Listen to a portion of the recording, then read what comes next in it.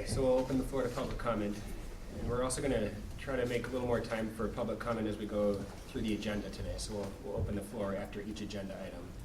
Okay, but if anybody has anything to say for general public comment, go ahead.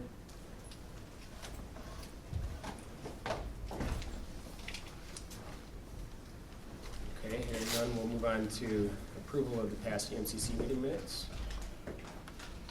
Move approval of the September 9th, 2019 EMCC meeting minutes. I'll second. All right, moving on to reports. Yeah, you want to vote on that? Oh, yeah, we'll vote, yeah, go ahead. All in favor? Aye. Aye. Then we're going on to reports. Abstain, I wasn't here.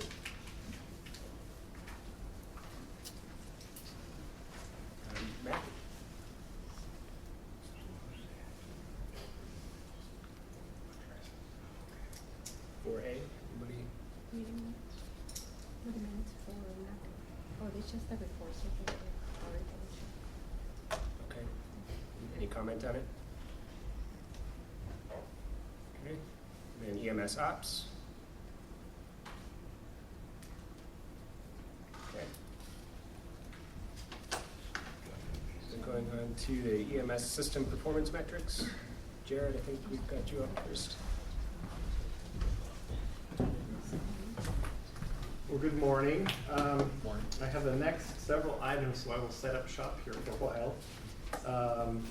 The performance metrics, the MCI drills, and the 800 drills, the reports were provided in the packets. I'm here to answer any questions if you'd like. Sorry, I do not have slides, but the performance is hovered around the 95% for most of the facilities. So I don't know if anybody had any questions or discussion they want on those. Just a point, I do like when they're included in the packet, saves a lot of time here.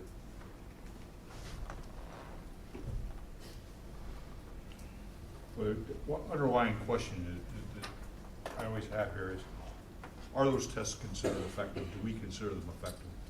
I think they're effective in so that we are able to test the system for its readiness at any given time. The tests are supposed to be random, so that we can test the surge when there's shift change, when there's not shift change, when it's in the middle of the night or during the day. That's how the drills are supposed to be run. So I do think they do perform that function, whether that's daily or weekly or that's up to discussion.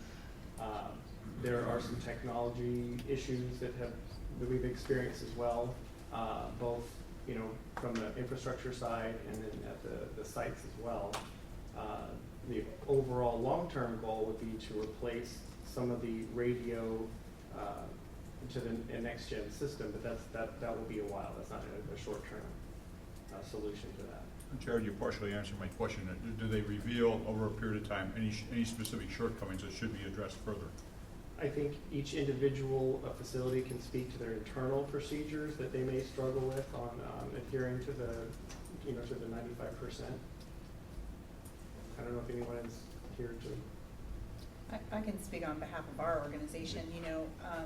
What we've learned is that we've had some equipment malfunctions, and like Jared was talking, just in terms of what's happening in the ER at that given time, to ensure that, the staff are properly responding to the alerts, and it caused us to, put a dedicated computer for that. So a lot of good things did come out and also helped compliance quite a bit. So, and I can speak probably for the other hospitals too, so that's kind of what we use them for. I think it is beneficial though. If you go back, this is definitely part of the day-to-day operation, whereas it wasn't a year and a half ago. So in that sense, I do think they are important. My experience here and elsewhere is that you do something as a drill or a test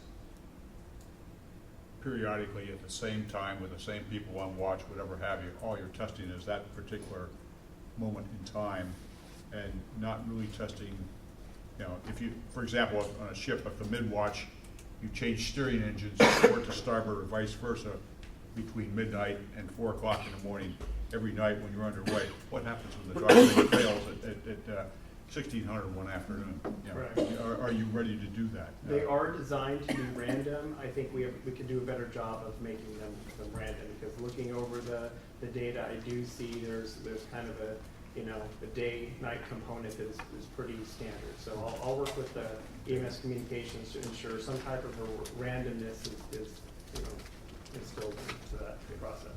Good, thank you.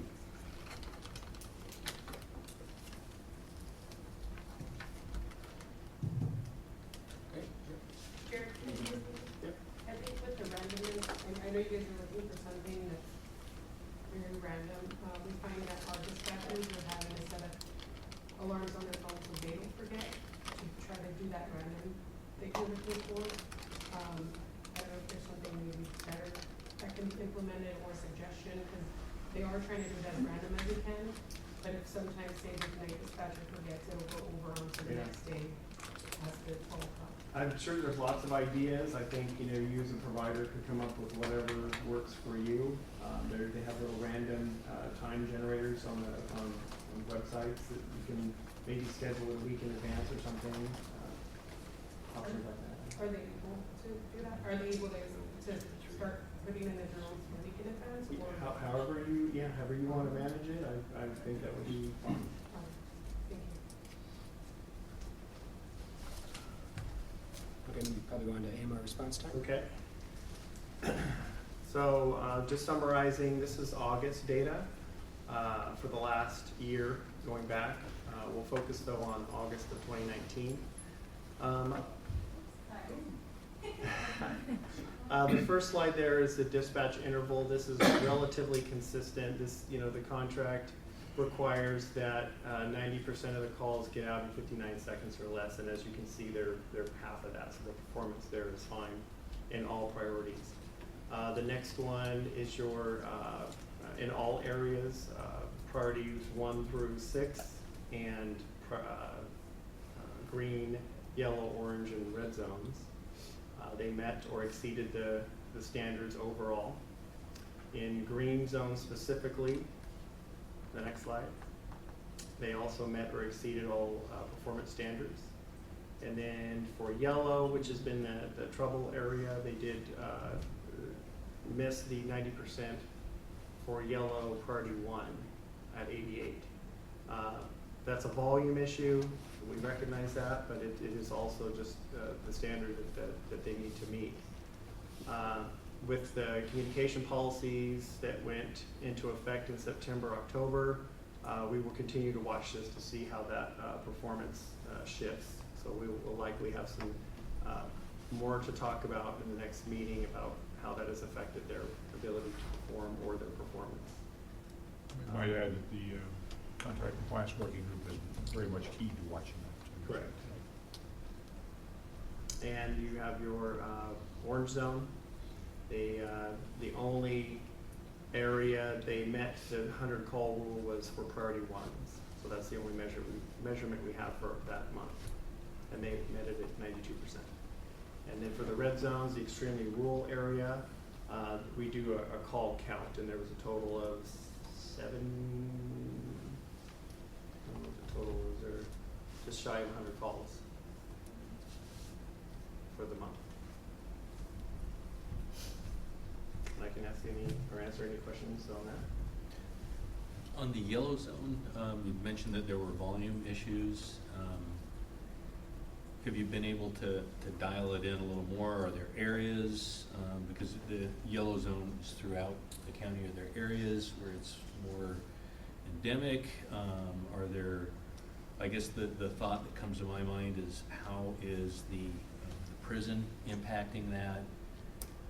But have you been able to ascertain any information? So the first part of your question is that yes, there's a North County yellow zone and a South County yellow zone. The contract compliance work group and the EMS agency have looked at that for that very reason, to determine is there any disparate, you know, coverage north or south, and can we shift resources. Most of our modeling showed it was relatively equal as far as call volume and lates up north versus lates versus south. The the prison is a factor, of course, because it's such a sparse area down there. As soon as a call is run, you've got a huge void to fill really quickly, and for those calls that may come in back to back, and that's the difficulty in covering that suburban rural-ish area with fewer resources. Is if calls come within a 5-minute period, you're almost guaranteed to have an extended response on that second call. So we have reached out to the prison to try to address this issue however we can, to maybe mold procedures around how they do business, because it's very unlikely we're going to change the way they do business.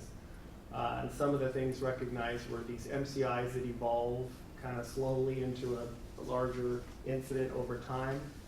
We have addressed that with AMR to try to put some processes in to recognize that sooner than later, get some supervisor response sooner than later, and that has helped a little bit, but yeah, that is definitely something that continues to be something we need to watch. Just for information, I'll just throw out there, I can't speak for any other jurisdiction. I realize I represent all of Beyond's Fire, but from our statistics, through the calendar year through October 31st, we are at 134 back-to-back incidents, and that is within 30 minutes of each other. So just this morning we went up into Soledad, and that's for all incidents, not just EMS, but just throwing that out there is, I think as we move forward, we look at contracts, that's something that I'm sure is going to get worse, not better. Definitely. One of the things I'd like to see, and as part of the contract compliance working group, is population growth versus the instance that we're experiencing. And I don't know if we have sufficient data to really ascertain that, but let's face it, the valley cities are all growing. And I can't say definitively they're the fastest growing area of the county, but they're very high up there. And I think that may be driving a factor too, so. But we have been watching the prison, and the prison being a hotspot. The late calls, we have so many more late calls in South County, and they don't count against the contract because of the first calls going to the prison. So it's a problem, and staff appears to be addressing it or trying to address it with the prison. But I agree, it's a contract issue on where is the second call or the third call or the fourth call in South County. They don't count as late calls because the prison's got the first ambulance. So it's an issue. So when you say that if there's one that's going out in the prison and then another one happens, that the second one that happens, even though it's a priority one, wouldn't be counted in this? Nope. So Correct. we don't really know then how? They do know. They've got the statistics. They've got the Yeah, hotspots. so- Okay, so this reflects that? I'm not sure I understand exactly the question. Well, and it may be, I may not. All Understand. calls received count. Number of late calls Late and calls. the ones that count. There is an exemption process, is that what you're referring to? Yes. So there's an exemption process, it's detailed in the contract, there's very specific reasons that they can request an exemption. An MCI might be one, and if there is an MCI at the prison and it meets the criteria within the contract, then they may request an exemption for certain responses in that are directly related to that incident. So in some of those cases, there are exemptions given. So it's call incident specific, it's not if you get a call. Correct. And then another Yeah, one. it's I in the misunderstood. provider agreement, and it's specified what they can request an exemption for. Okay, thank you. I'm just curious, Jared, do we know what the volume between both correctional facilities, I'm just curious, in a calendar year that we transport out of there? I'm not the number off the top of my head, but a couple to Does Mike several a you- day. Mike, do you kind of know? No, I think I kind of looked to Liz, but I mean, it just varies, The challenge with South County is that, some days we have, as few as 2 or 3 calls, and then other days you have 15 to 20 calls in that area. So, Interesting, thank you. I think that was it for the compliance report, unless any other questions. All right, first responder response time. So we had reported to these committees before that the EMS agency was compiling first responder response times to medical calls. This is done in a lot of other areas, and this is kind of a project we've tried to tackle We do have some data sets that we're working on. We're still validating to ensure its accuracy. The next step will be to send those to the fire districts to review, discuss. A lot of times the question is, well, what are you doing with it? So I'll just answer that now, is that the intent is to have the information. How is the system performing? And that's the first step with it. So once we do get that information, we'll be able to discuss it with the fire districts, and after that, what we do with it, or the tracking mechanism is just something we really haven't decided or talked about yet. So that's kind of where we are, unfortunately, kind of similar to some of the other updates.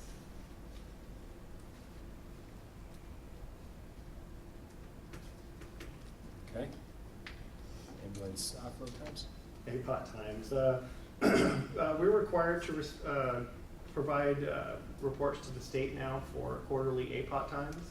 In the past, we have reported those as AMR specific, but with ESO now, we are compiling APOT times for the entire county. There's a couple little issues we're still working out with that, but once that information is flowing, we'll be able to provide that to the committee as well.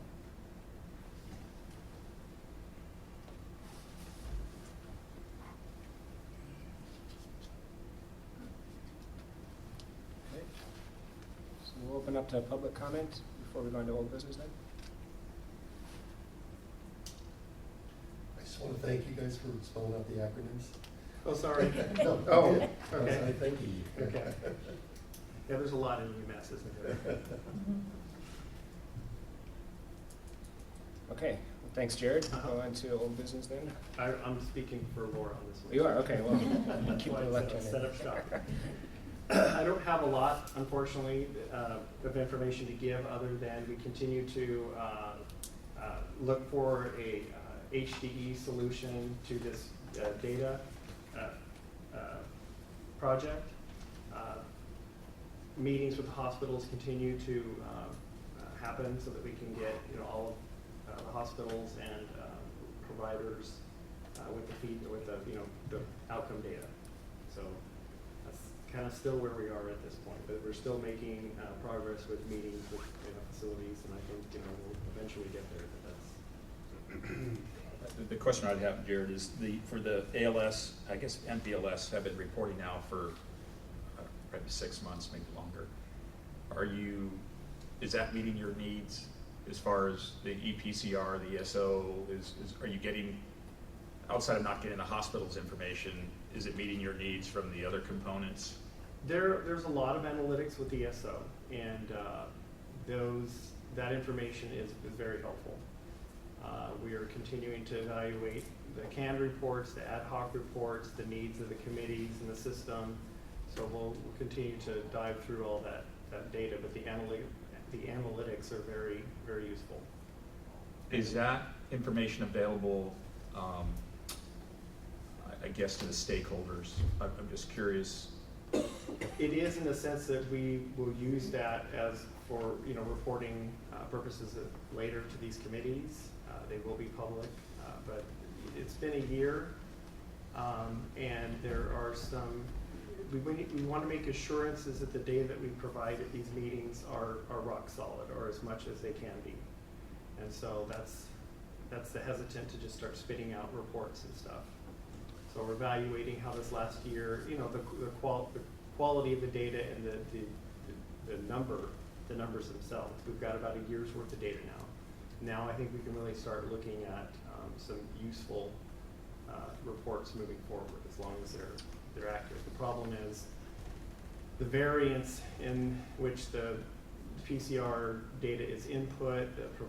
Every provider does some things differently, like even APOT times. There's a lot of variables there. So even though we will probably end up providing data, there's going to be an asterisk that says there's some variables, folks, with this data, but at least it's a start. Are all hospitals, I probably some aren't yet, but is there some that basically said they're not going to? I don't know that it's there yet, or that there's absolutely, we're at that point. I'm not involved in those discussions, so I don't have that information, to be honest. Because I think that's going to be really the conduit that's going to close that loop.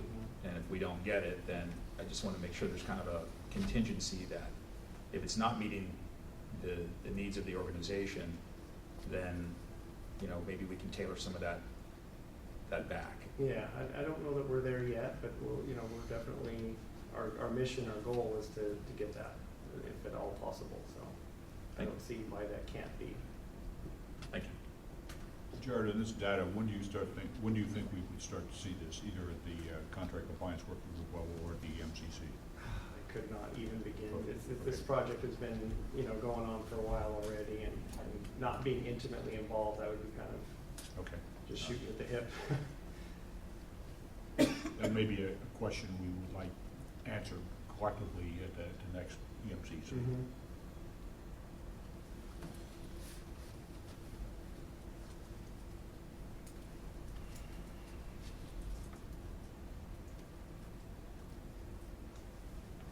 Okay, item B. Me again.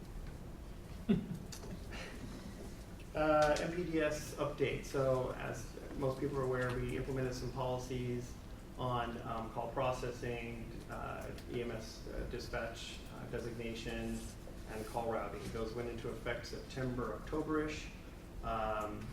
We're pretty much fully implemented at this point. However, as many of you know, SB 438 was signed into law in October with an effective date of January 1st. There's some disagreement, I guess, on the impact of that. We are meeting with the fire chiefs and 911 and other officials to discuss that impact. Hopefully it is minor, but we're working to see how this will impact the system. And we'll probably have further updates in the next meeting, but we're stressing to, you know, get this resolved by the first of the year, because that was, you know, closing in on us. So I don't think there'll be any, I think there'll be more to report in January. But Just the one comment I do want to make about this, I do want to thank Jared and Teresa, Susan Blitch was there, Nick Chulos from the county, Elsa was there, the fire chiefs had a rep, we brought in the Cal Chiefs, President Ed Rodriguez, to discuss SB 438. And we really do appreciate, I think it was a productive meeting, and I think it's good for this body to know that SB 438 was co-authored by Cal Chiefs and California Professional Firefighters. And it was directly to issues we were dealing with here in Monterey County, San Joaquin County, and Solano County. So we put a lot of time and energy, you know, our unions, and I spoke before the Senate on this.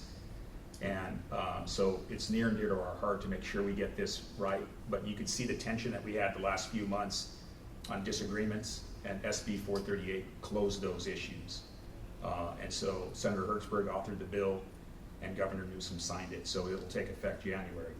We believe Monterey County is very close to being in compliance with that.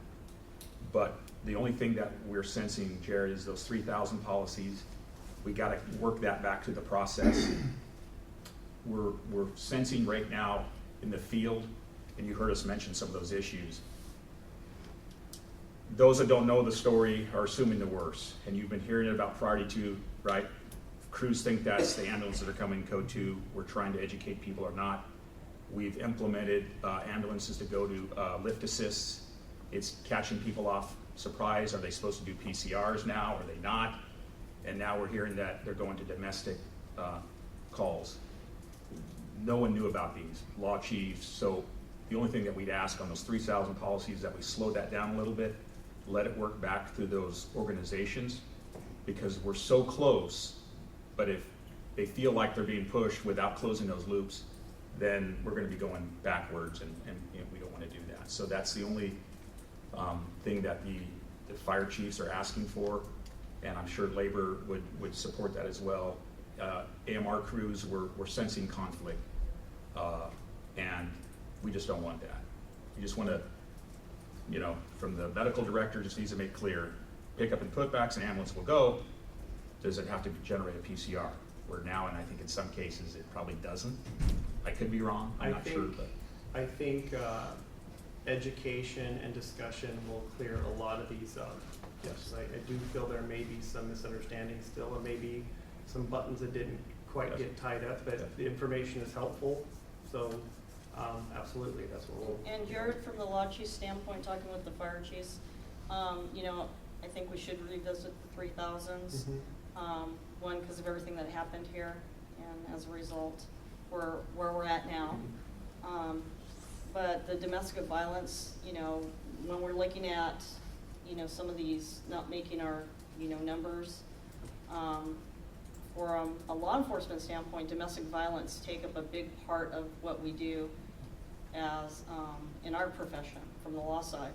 That's a big part of our call load, and if we're just including this, that fire is being dispatched out to these, or EMTs. We do have some concern. Obviously, our meeting's this week, it's actually tomorrow, so I hope that I can report back that we are gonna revisit this stuff and not just push it forward to the law chiefs, because I don't wanna end up where we were a couple months ago. I'd like us to move forward and be healthier. So as a I'm not committee. aware of the issue with the domestic violence, so we can gladly, you know, talk about that. And again, I think with discussions and education, we can button this up.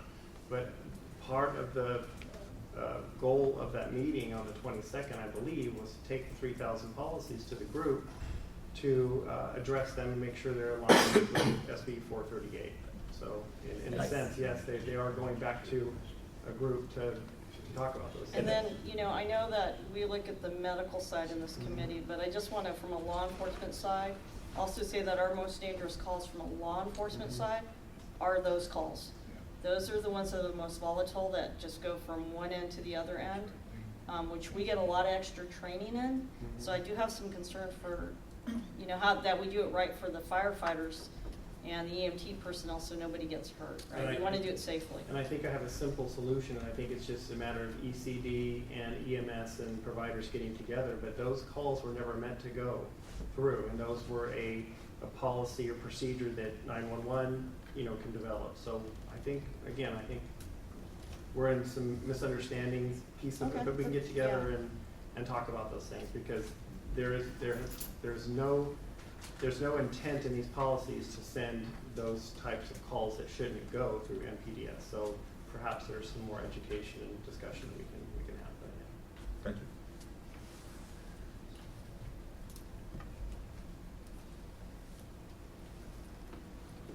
Any other discussion? Okay, Jared, I guess we can. I'm off. Are you doing the next one? So item C, is that going to be Harry or Teresa? Hey, this is basically a placeholder issue. There's not a lot of change here. Teresa, help me with in this one if necessary. Our minutes of the 9 September meeting cover this pretty well. Basically, there's still being some work done by staff to implement this, and the mechanics of how we're going to implement that. But so basically, a placeholder is nothing new, no change to speak of. This has been something that, you know, I'd just like to reiterate that the Contract Compliance Working Group is looking for ways that we can enhance performance, availability of resources, whatever have you, to provide better performance within the contract and within the context of the contract. And this is just one of the first ones to come out of the chute, so to speak. Teresa, you want to add anything to that? No, I think that you covered it. So this came before us in September. We supported this. Yes. And I think the last we heard was going to go to supervisors for approval of contract amendment. Was that the next step, or? Help me with that, Teresa. We need to have a contract amendment with this. Correct, it will require Yeah. a contract amendment. And is that kind of in It's the in the pipeline? works. Oh, perfect, good. Okay. Because I think this is just critical to help AMR out with tying up ALS resources on these out-of-county and interfacility. We've got to look for ways to Yes. do that, to make that contract more efficient and utilization of resources efficient across the board. I mean, we have finite resources. We have a very difficult, how should I say, topographical challenge across the county. And any way we can find to improve that Yes. collectively, then we are obligated to take those steps. So Teresa, do you think the supervisor will take action on this before the end of the calendar year, or what timing do you believe? Before the end of the calendar year, it's probably gonna be difficult because there are so many dark dates. They're blacked out now, Mhm. yeah, okay. Yeah, I would just think maybe through the chair is that if we can put some emphasis that this is, we've already kind of lost a couple months and Yeah. New Year's, and that this is kind of an urgent matter, and to, I would not want to see this get lost in the holidays morass, if you will, so, Yeah. administrative morass. And that volume's gonna go up in the holiday time Yes, anyway. exactly, So, yeah, so, anything we can do to expedite this and get it moving forward, we need to do it. It may be a self-serving statement, but I do want to kind of point out that I don't believe that there's any greater change that you can make today that will improve the system by, implementing this. On any given day, we have 3 to 4 units that are going as far as Roseville, we're going to San Diego once a month. Those are typically our 911 system resources that we're utilizing for those transfers. When we saw that statistic, I say we, the contact compliance working group, the red flags went right up, right there. I mean, it was, unacceptable. And the out of service time for those units, we thought contributed directly to requirements elsewhere in the county. So, that needs to be addressed. Whatever we have to do to get it forward into the board pursuits, we need to. is there a way that could be triaged to put a little higher priority to get on a future agenda item? Again, I know at the holidays, it's not a controversial issue, you have support. And as Mike is mentioning, Sorry, there's only 2 board meetings left. and there's one in December. There's actually 2 in December. Right, there's only 2 in December. There's one Tuesday, which, Right. yeah. I was But gonna make after a that- comment that I know that the December 10th meeting is totally full because I'm on the agenda for that meeting. They scheduled the special meeting on the 11th, the next day, which the morning is totally full. They may have a spot or 2 if you're ready to go in the afternoon on the 11th. You'll have to check. But other than that, that's the last meeting of the year. Yeah, I think it needs to really just, Teresa, it's gonna have to come from your shop to say, Oh, please. I mean, it's one of those where we're kicking the can. We really thought after September, when I talked to some of the field units, are like, we haven't even heard about it. And, we'll be in the first year, that's, 3 months, 4 months, and Teresa, my recommendation is let's get the health department director directly involved in this thing and let's get it moving. Okay, it's just too long. I think it's critical and it directly impacts operations.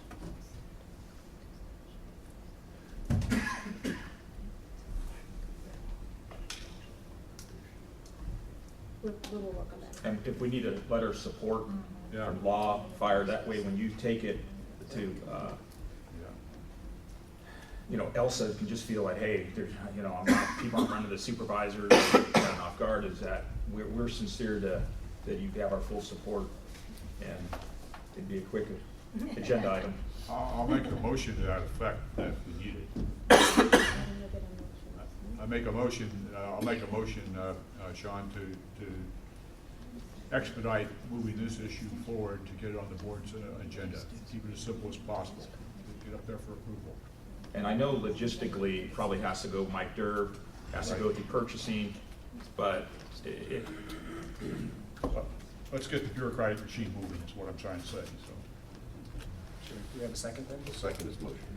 Okay, all in favor? Aye. Unanimous? Need to make the board understand how important this is, so they need to realize that. That's all in the way the board report is prepared and is put forward. So it's, hate to say it depends on the verbiage, but it sure does. So, if there, I'm just a thing, I'll talk to Doug on the fire chiefs, I guess that's your president. So, we just asked for law chiefs to give us a template, because we don't know what we're asking for, other than we support you. Okay, any other comment? Right, so item D, Steve, is that gonna be you? ALS providers prescribing physicians controlled substances.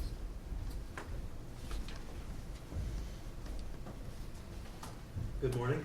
The Monterey County EMS agency has, for a number of years through the EMS Medical Director, provided the prescribing physician or DEA registrant services for the, I believe all of the paramedic provider fire services. And with the transition to the new medical director, the EMS agency was no longer providing that. So we, to assist with the provision of the DEA registrant services, Dr. Stubblefield contracted with the EMS agency to continue to provide that on a limited term basis.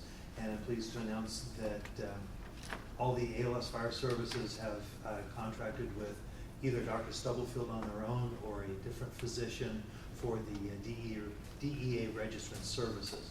As part of the transition, the EMS agency has initiated a review of the paramedic provider programs, and we've accomplished a review of 3 of the 6 programs, and we found that they were not deficient in any way, that the narcotics were accounted for, that they were secure, and that as we and our responsibility with it, that there didn't seem to be any issues that might cause lingering effect for us. And it also was a good time to review with those agencies some maybe better practices to move forward.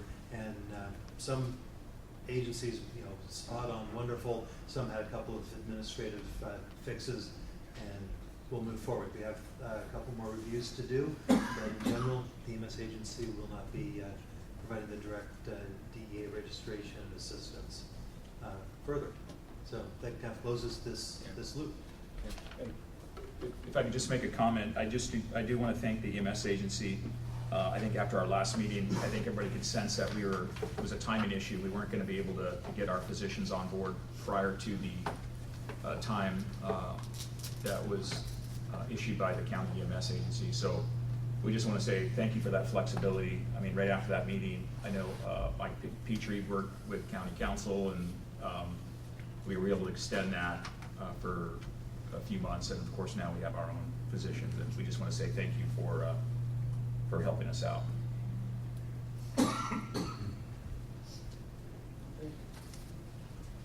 Thanks, Steve. Is there any public comment before we move on to new business?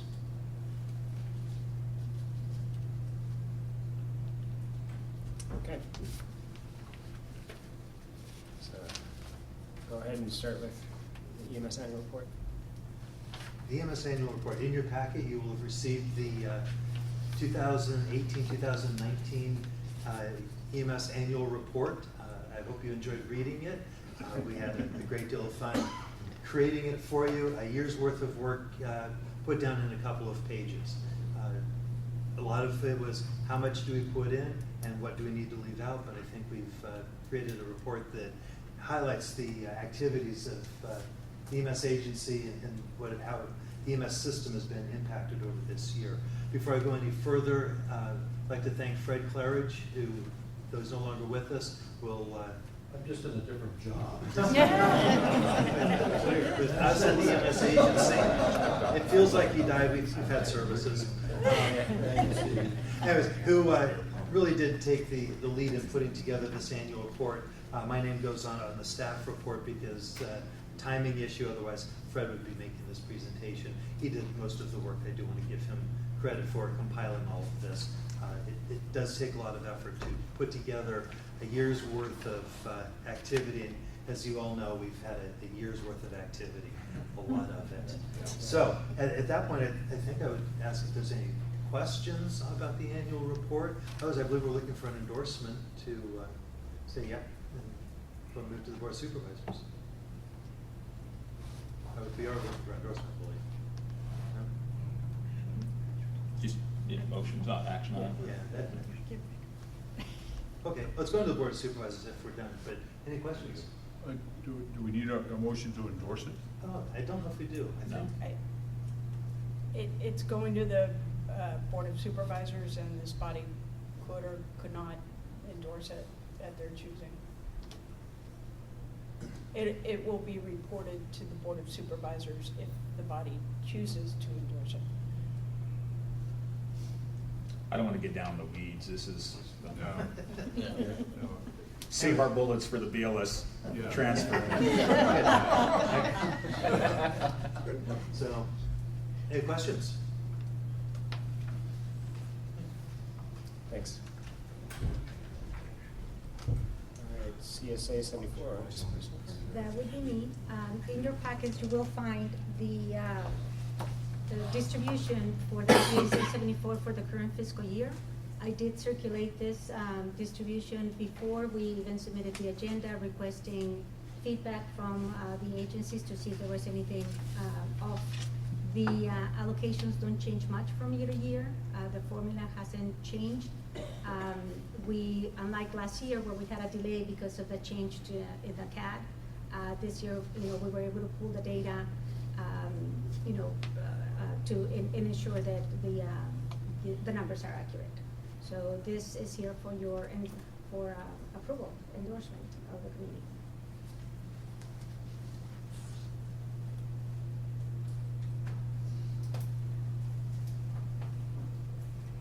I don't know if others had the same question or not, but the question, I was looking for a comparison between last year and this year. I In did. total amount. Oh, it's the same. It's The a set allocations- amount, right? Yeah. Yes. Okay, all right, that's what I thought. The total amount distributed is $475,000. Right, that's the figure I eat to. Yes. And remember, we're using the Art McDowell formula, Harry, Right. so you might see, for example, ours went down a little bit, but the overall pot. The pot is stays the same, it's just that we vary within the applicants. Yeah. So I do have a question on population. Where do you pull that data from? LAFCO provides population, and then there's a state side that I pulled the population from. State Board of Equalization. Yes, Okay. thank you. All right, thank you. I couldn't even picture it in my head.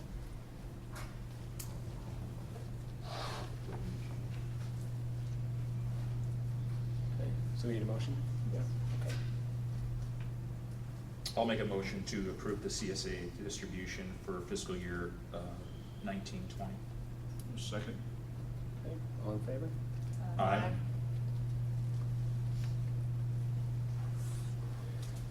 All right, so update on the status of the ambulance contract.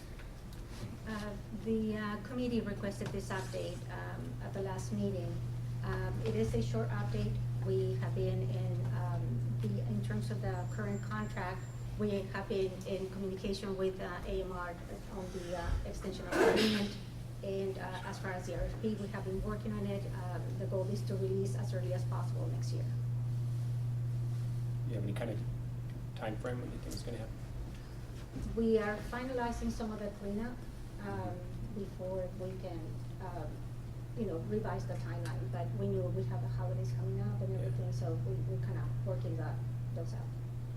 Like early in the year or later, you think? We're hoping to do it early in the year. Okay. No specific date at this time. Not at this time. I recommend we move this whole business and have an update on it at the next meeting. Yes, this item was requested at the last meeting, that's why it's showing up as a new business item, but the committee made it clear that would like an update from this point forward, so it will move to the old business, so we continue to provide updates. Just asking a question, would this not be a place to put the BLS transfers in that discussion that might get quicker action than contract amendment? Well, we want the current contract amended for BLS. This is talking about the new RFP, right? Is, Correct? yes. So we want it to go in both places. Yeah. We want it to be in the new RFP, yeah. Whichever gets it quicker. And I think it's important, and we did mention this to the county when we did meet with them, the fire chiefs, is that most of the counties in the state right now are looking for 3-year extensions with their current provider. And just because there's so much volatility right now in EMS with passage of AB 1705, and there's not a lot of providers, I think. We know that if anybody knows that some of the other companies that are out there just, look, and it's not working well, some of these new contracts. And so that's the only thing that we want to, I think, be cautious of, is that be careful what you wish for. right? You go out there and you open and you don't have any competition, you know, so it's sometimes better to know what you have than to, and I think we just saw the numbers last time, even though they weren't public, they were the highest in the nation. So that will be a PR nightmare for this county if we don't have better stakeholder involvement of trying to fix this system collectively. Put it on the backs of, you know, patients that, you know, we know the patient mix that we have here in Monterey County. We're gonna have to look at some system redesign and be realistic. And so I don't think we felt that last time, and it blew up tremendously politically for the county, and we just don't want to go down that road again. So we want to come to the table with solutions. The Fire Chiefs Association, law chiefs, labor, and I'm just hearing, you know, I'll use Alameda County as an example. They just got a new provider, and I'm not going to mention them by name, but just Google, you know, Alameda County new ambulance contract. It's hard to get paramedics. It's the cost of living, all these things. So we just want to be realistic that we think that there's people banging down the door to come to Monterey County. They're out of touch of EMS. So that's from the Fire Chiefs Association. Thank you. If I can just make a quick comment, I want to tag on a little bit to what Mike said. And just want to make sure that from a fire service perspective that there is some stakeholder input, and I'm not trying to rehash old stuff or make anybody uncomfortable. We just hope that the EMS agency understands that really of any other partner, we have, you know, we're probably the most impacted and the ones that have the best insight into this. And so I guess when I'm hearing you say, oh yeah, we're ready to move forward on it, I really hope that you're going to be reaching out to us, not that we want to influence anything in any way, other than to just ensure that you're getting our direct local feedback so that we can have the best system to take care of our citizens, which I know is your goal as well. Go ahead. So the current contract expires January 31st, I believe, and I think, at least for the fire districts, all of our paramedic provider agreements also expire on that day. I'm sure you've thought about that. Maybe you can share what your thoughts are on the PPAs. Well, we would be reaching out to all of the agencies that we have a paramedic provider service agreement. We can entertain an extension on those contracts.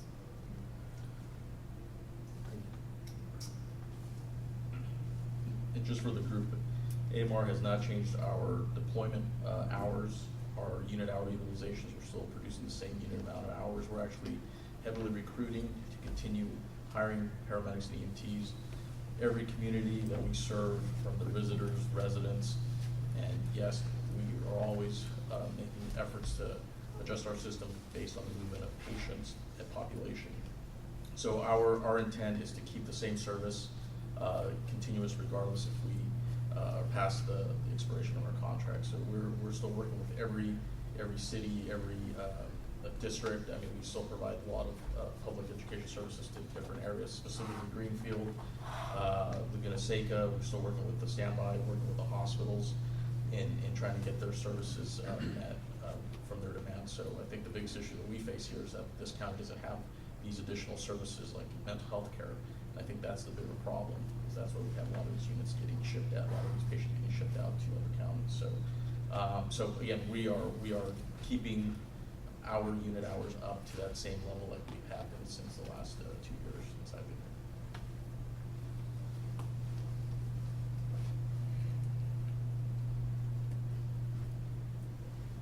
All right, any other comment on the ambulance contract?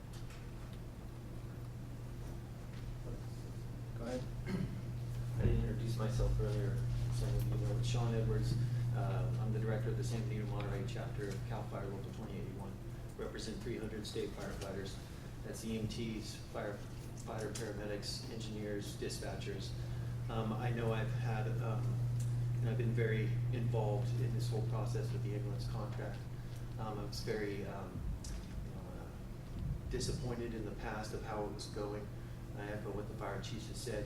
I know I did say, you know, a lot of things to this body before at the County Board of Supervisors, and my frustrations that I was sharing was simply the frustrations of the men and women in the field that make up the EMS system.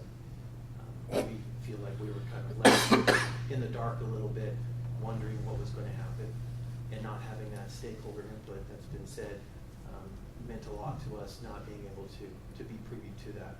That's why we were very happy that Governor Newsom did support us in passing SB 438, and that was a good step forward. But again, it still leaves us with still just wanting to be able to have the conversation and be at the table and be a part of this discussion, not as a roadblock. We want to make the system better because we're vested in it. I'm an accredited paramedic in the county. I live here. My family I'm raising here. I worked for AMR for 10 years down in Southern California. EMS is a big part of my life. I'm proud to not only do that, but also represent all the men and women that I do and relationships that I was able to build with the other locals and the fire chiefs and everything really meant a lot to me. And so just going forward, we really just want to make sure that we can really have a seat at the table and speak to these issues. So thank you very much. Thanks.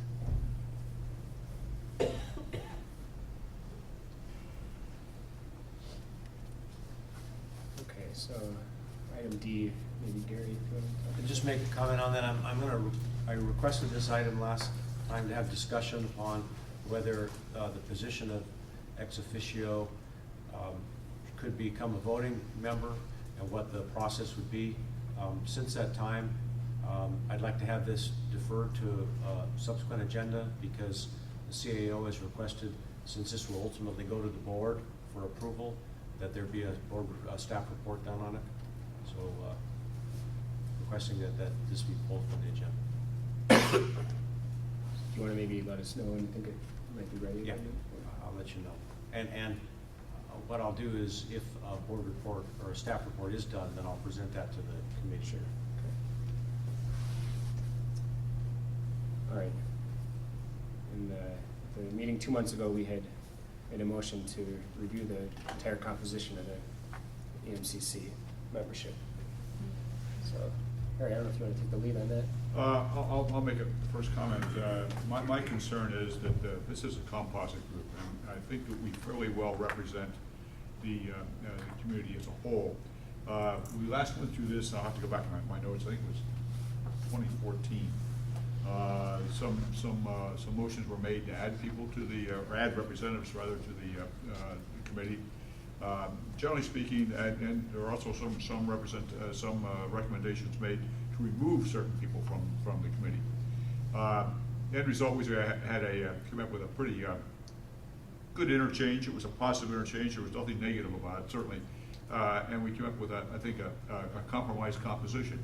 One of the agencies that I think, or one of the, I won't say agencies, one of the groupings of people out there, we got a sizable military presence between postgraduate school, DOI, Coast Guard, and Hunter Liggett, but there's no representation for them. That was one I made. It was recommended that they go on the ops committee, and that I think that entreaty was made to them to provide representation. So I think between all of us, both the committee and the subcommittees like ops and medical or whatever have you, we've got a pretty good, we pretty much cover the waterfront. My concern centers on the fact that we have at least two agencies that very seldom, or two representatives who are very seldom here. I don't know what we can do about that. Go out and send a posse out to get them and drag them here, perhaps. But I think that defeats the purpose of this committee, and certainly may decrease its effectiveness by not having that broad span of representation. I think that the city managers certainly have a part. That's one. I'm not trying to point the fingers at anyone, but I particularly feel that they have it. So I think if we like to retain, if we intend to retain the same membership, we need to go out and make that point to these agencies or group of representatives. Get your representative here. Some of us are consistent of your fire service, the citizens, hospitals, ambulance. We're here consistent. But we need that, I think we need that broad spectrum representation. And also, we have kind of like the unspoken group that I really like to compliment, sitting right over here, staff and agency representatives who come in here and give us support and guidance and occasionally a peek or tweak here and there to make things keep going in the right direction. So I guess the bottom line is I'd like to retain the viability of this organization. And I don't know of anyone out there who I would purposely add right now, but I would make absolutely sure we have a full quorum, not just a quorum rather, but a full membership of these meetings. Chair, if I could make a comment. We had a similar problem to the Disaster Council, which was our regulatory body at OES when I came in, and I would recommend that with all the personnel changes that happened in the county, what we found is that the people, city managers and mayors, and so didn't even know that they were on that committee. Yeah. And it really just requires just some personalized reaching out and asking who your representative is going to be at the next meeting. And that really went a long way. In addition to the fact that I moved it to noon and provided lunch, but I'm not suggesting that here. Why not? But anyway, that the director might utilize that tactic to be helpful. And we have started reaching out. The other thing that we did, if you remember, in 2017, we also added alternate members to each Yeah, we added all committee those member. members. But sometimes it is hard to, with the staff turnover and whatnot, sometimes it gets lost in the shuffle, who's representing what where. But we are reaching out, and maybe for the city managers, we reached out to that group as well. Chair, if I might add. Please. Harry, you bring up a good point about, the military thing, and I was thinking in the past, we've always had reps from like Fort Hunter Liggett, a 10 MAC back in the days, ops. We had folks from corrections from their medical staff. CHP used to go to that a little bit, and I don't think they have reps, and it gets back to turnover. But I think to Gary's point is just a kind of reaching out, not necessarily for EMCC appointment, but they're direct stakeholders. I mean, corrections ought to be coming to this, the volume of patients they have down there, CHP, because the things that we're dealing with here impacts law enforcement. So, Tressa, that might be the only thing, and maybe with the new medical director, maybe a meet and greet, a luncheon, stakeholder, and just then you could maybe just reiterate, we have all these great meetings, but we need participation. And it's true, we see it. Many of these agencies have turnover so great that if you get them for a year, what if you could pass on is that, they have to have internal means of a succession plan. You can't, orchestrate all these constant staff changes, and we see it with CHP. Their captains come here for a year and they're gone, and their underlings come here and move on. But sometimes just a phone call or a luncheon or food sometimes we'll get, and a lunch meeting, make it convenient for people. But to the EMCC things, or the reps, I do want to comment, is that we got to remember who we represent when we're here at EMCC. I'm ALS, fire departments. Carla, EMS council, right? She's back for the hospitals. I don't think you're independent for SVMH, right? You're speaking for all the hospitals. Harry and Harold, citizen reps, right? So you've got to put your citizen reps hat on, not that Harold was a first responder, EMS his whole career, Harry ran OES for years.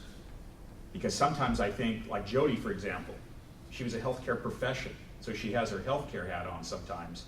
When we got to be, well, you're here as a citizen rep, you got to put your citizen hat on. And sometimes I think we have such good expertise in what we do and what we've done that sometimes I like, where's the public they don't understand pick up and put back, they don't understand EMD, they don't, and we miss that here sometimes.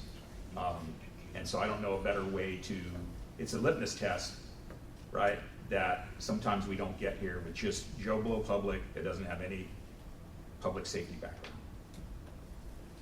Teresa, also for the city manager, because, I know who the city manager rep was. And, you know, just ask him to somebody that really has the time, because I know the rep was dealing with a lot of, other major issues that was going on in the city at the time, which is why that person wasn't here.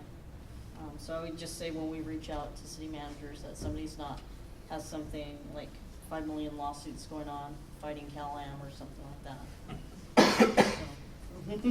But to illustrate Mike's comment, when originally some time ago, I've been around here in about 3 different capacities. A voting member while I worked with OES, an ex officio member when I was with OES, and now I'm back as citizens rep. And Mike is absolutely correct. You've got to adjust that hat, if you will, just a little bit to make absolutely sure that you're covering the people you represent. But for a long time, we had a parks rep here, and the county reorganized, and the parks rep faded away and became a county administrator who came here for a couple of meetings, and we haven't seen him in a year. Now that's a waste of an input, and parks, I feel, is still a major contributor to the EMSA system, because they pump a lot of people into ambulances, unfortunately, at the parks. But that viability and full coverage is absolutely essential. We have to cover everybody in this county and all the represented agencies. So, and the various constituencies that are out there. So, you know, I would look I would take the tack of trying to maintain and increase the viability of the organization. That's what my whole point. So maybe we can follow up in a subsequent meeting about response from parks and city managers then. And we can report on the reach out that we have already done. I mean, the manager of parks is one of the ones that we reached out to. Any other public comment about that? Yeah. Maybe county health can put together a PSA system to let the public know what the various things that we do, so they can understand. I mean, it's all part of education. We put it back on the agenda for next week. Yeah, I can follow it this week. Yeah. In terms of public awareness too, I mean, this all goes on the website, so there has, I think it's, the people who want to know. It's more a matter of reaching those who might not even know it's available, I suppose, right? But there's a lot of folks out there that think maybe pick up, put back they're gonna get charged for a full ambulance. So, you know, reaching out to a lot of the people that don't understand or don't use a computer or know to go to the website to find out information.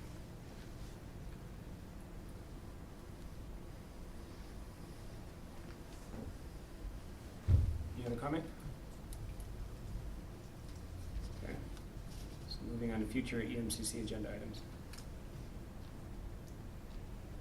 I've got one that's it's not so much of a future agenda item, but why do we not have good of the order towards the end of the agenda? Would it be possible to add good of the order as kind of a collect all? And maybe that is covered under announcements, but making announcements of good of the order or something of that nature. Most meetings of this type have a good of the order on the agenda. That would be my recommendation. Or at least under announcements, put other, something like that. Yeah, make an announcement / good of the order or something like that. Susan, or is there any? So you're saying, on the agenda for committee member comments or announcements? No, just as a Roman numeral item, as part of the agenda. I think, to me, announcements covers it, but you could call it. Call it both.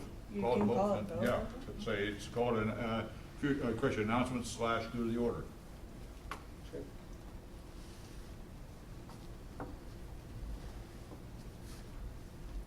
I had my nitpicker hat on today.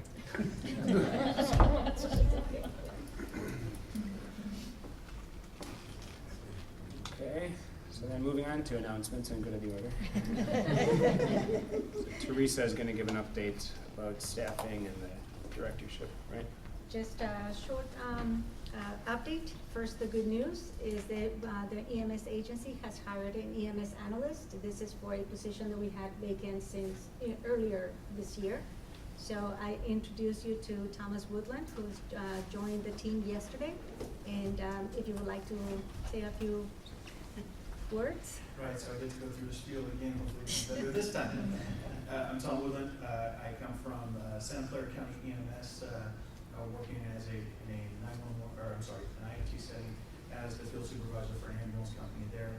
Previous to that, I was 10 and a half years in the 911 system in Tulare County, specifically Porterville, if you're all familiar with that. I joined the agency just recently, started yesterday. Got a laundry list of things to do, but I'm looking forward to working with all the partnerships of the fire, ambulance, and hospital settings, and I'm here to serve your needs. Thank you. Welcome. Welcome. The next update, which Steve already mentioned earlier, is that Fred Claridge has moved on to the Office of Emergency Services, so his position is vacant, and hopefully we'll be able to recruit for that position soon. Also, everybody knows that Michael Petrie, our EMS Director, announced his retirement. Officially, his last day is Friday, November the 15th, and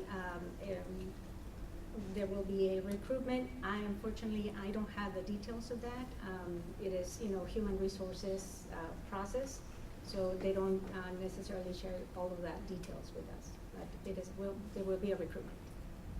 Thank you. And in the meantime, I'm acting EMS Director.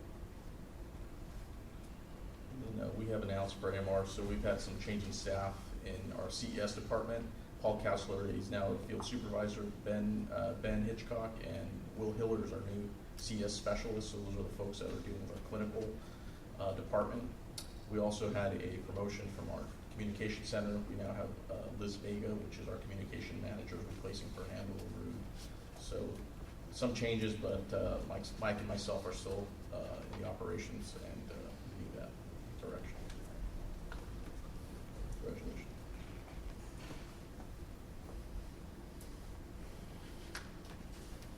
I have a comment, not necessarily an announcement, but along the lines of the recruitment of the new director.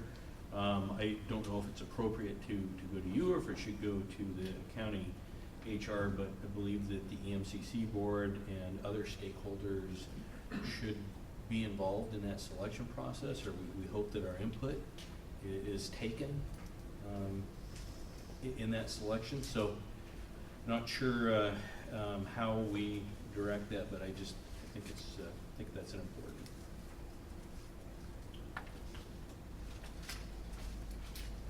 Do we know what stage this process is in? Say that again. The recruitment of the new EMS director, what stage are we at? Have they reached out to anybody? Not that I know of. Okay. Is there a way, Susan, maybe, is there a way for this committee to try to give some input? I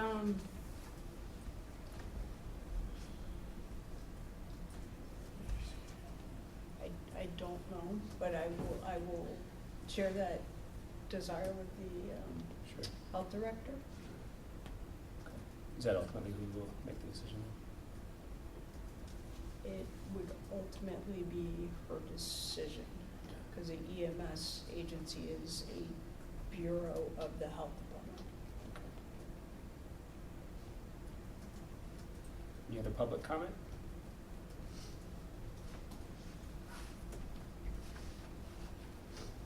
Okay, so the next meeting will be January 8th. Go ahead and adjourn.